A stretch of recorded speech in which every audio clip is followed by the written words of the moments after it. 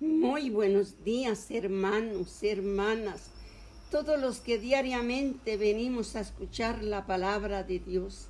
Que el Espíritu Santo nos llene, nos ilumine y que siempre esté con nosotros. Ayer terminamos el libro de Ezequiel. Hoy vamos a ver a este personaje, un gran profeta que el Señor levantó. Ezequiel fue un hombre que decidió obedecer a Dios.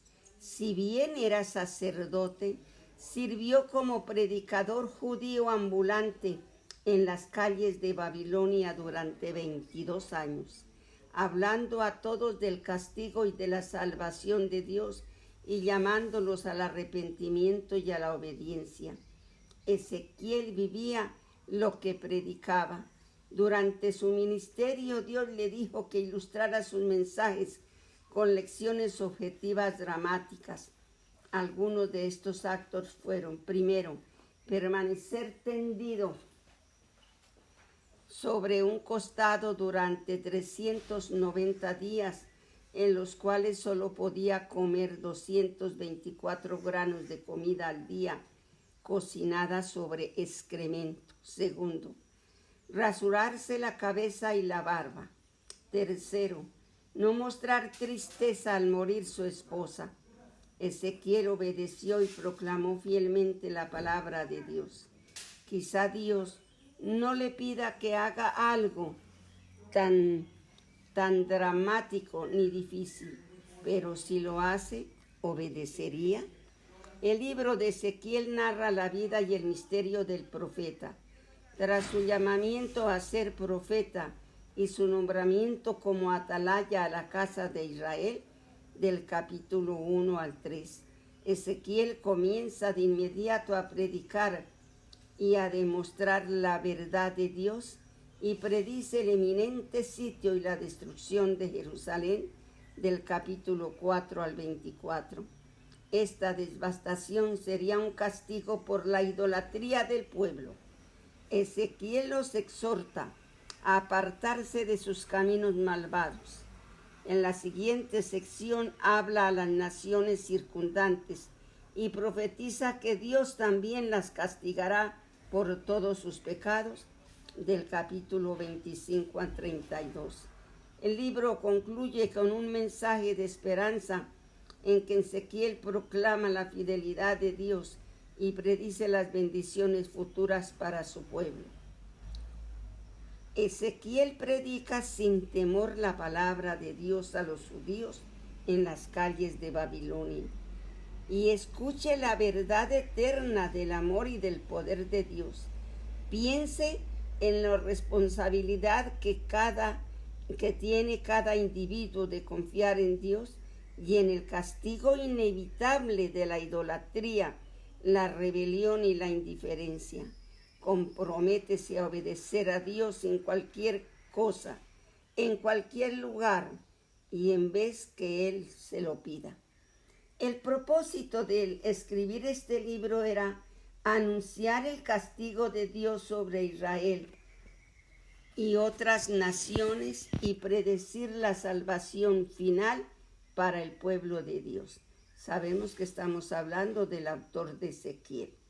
Los judíos en el cautiverio de Babilonia y el pueblo de Dios en todas partes. Miremos lo que sucede en el marco histórico, cómo sucedía. Ezequiel era un joven contemporáneo de Jeremías. Mientras Jeremías ministraba al pueblo que todavía permanecía en Judá, Ezequiel profetizaba ante aquellos que ya se encontraban en el destierro en Babilonia. Después de la derrota de Joaquín, estuvo entre los cautivos que se llevaron. El versículo clave lo tenemos en el capítulo 36, versículo 24 al 26, que nos dice: porque los traeré de vuelta a la tierra de Israel. Entonces será como si yo hubiera esparcido agua limpia sobre ustedes, porque serán limpios. Su inmundicia será lavada, su adoración idólatra desaparecerá, y les daré corazón nuevo. Les daré deseos nuevos y rectos, y pondré un espíritu nuevo en ustedes. Les quitaré sus corazones de piedra y de pecado, y les daré nuevos corazones de amor. Él predicó en Babilonia cuando ya se los habían llevado preso.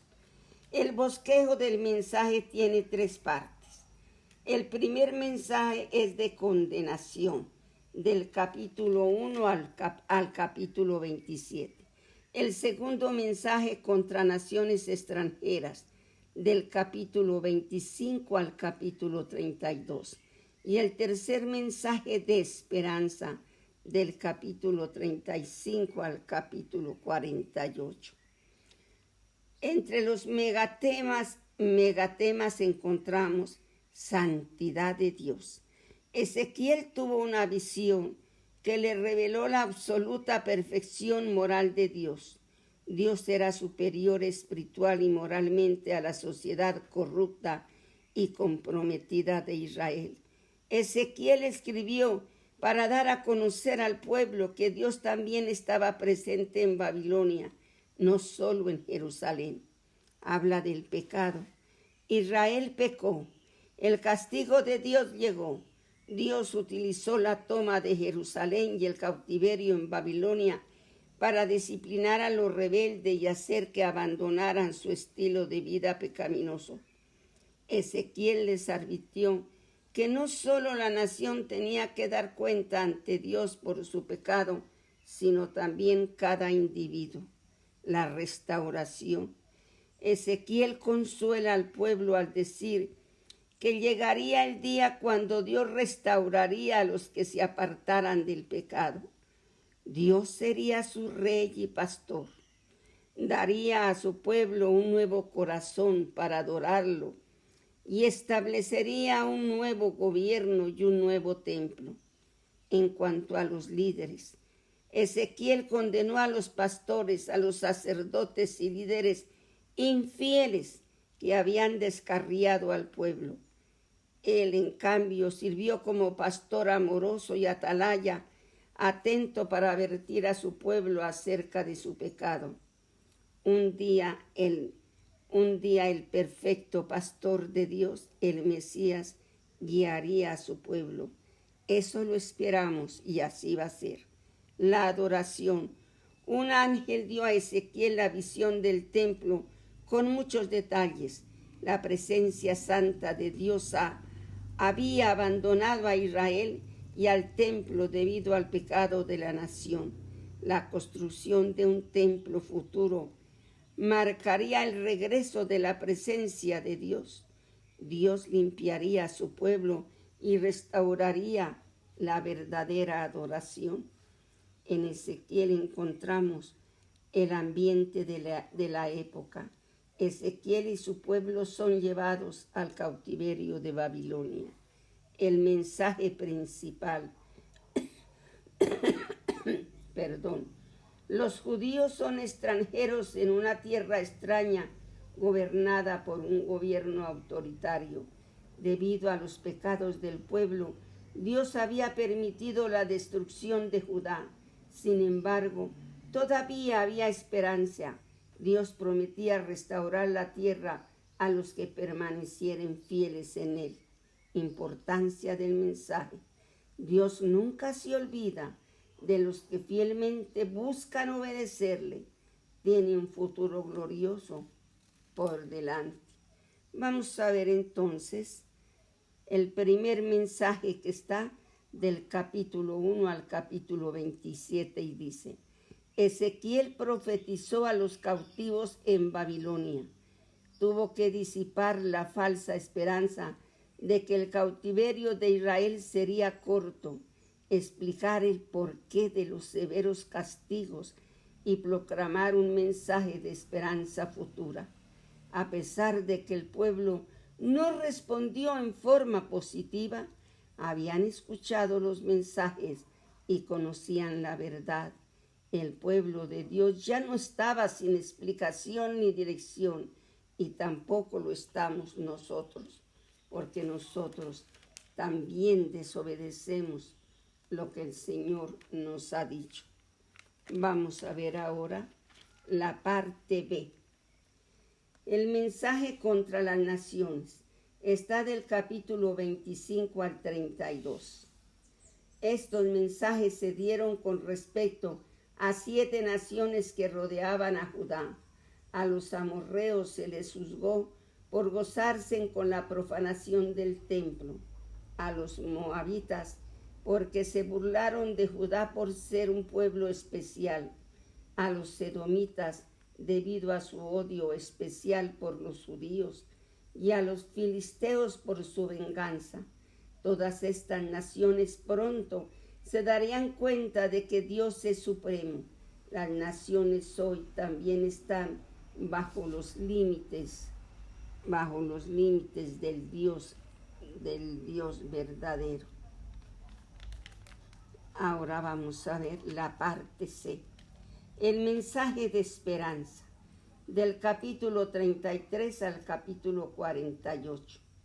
En esta sección, las profecías de Ezequiel toman un nuevo rumbo. Se le recuerda a Ezequiel que es el atalaya de la nación.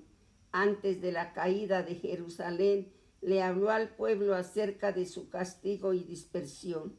Ahora debe proclamar la esperanza de restauración, pero incluso este mensaje no mejoraría la respuesta del pueblo. Escuchaban al profeta con curiosidad y luego vivían como les parecía.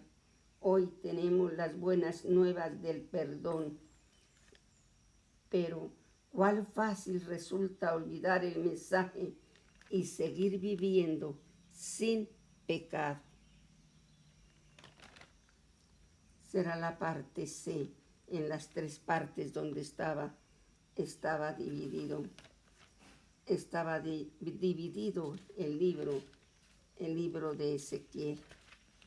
Vemos nosotros aquí en el capítulo 43 a 35 que nos dice que el libro de Ezequiel comienza con una descripción de la santidad de Dios que Israel despreció y pasó por alto. Como resultado, la presencia de Dios abandonó el templo, la ciudad y el pueblo. El libro termina con una visión detallada del nuevo templo, de la nueva ciudad y del nuevo pueblo, todos demostrando la santidad de Dios. Las presiones diarias de la vida pueden persuadirnos para que nos concentremos en el aquí y en el ahora, y por lo tanto nos olvidemos de Dios. Por esta razón la adoración es tan importante. Aparta nuestra mirada de las preocupaciones actuales, nos da una perspectiva de la santidad de Dios y nos permite mirar hacia su reino futuro. La presencia de Dios hace que todo sea glorioso y la adoración nos lleva ante su presencia. Padre lindo, tú nos dices que la adoración nos quita las preocupaciones, nos quita aquellos momentos en que nos sentimos abandonados. Padre lindo, permita que te alabemos, permita que te adoremos, permita que te exaltemos y que seamos obedientes, así como Ezequiel, así como tú lo decías, venía y se lo decía al pueblo. Padre lindo, consoló a la ciudad en otra parte donde estaban ya en el destierro, un destierro que duraría 70 años. Papito Dios, aquí estamos viviendo, Señor, en este mundo con una situación difícil. Padre lindo, le suplicamos por nuestros gobernantes, por todos los que tienen puestos en eminencia. Padre lindo, que se den cuenta de la necesidad de la nación, de la necesidad del pueblo. Quédate con nosotros, mi Rey, ahora y siempre. Amén y amén.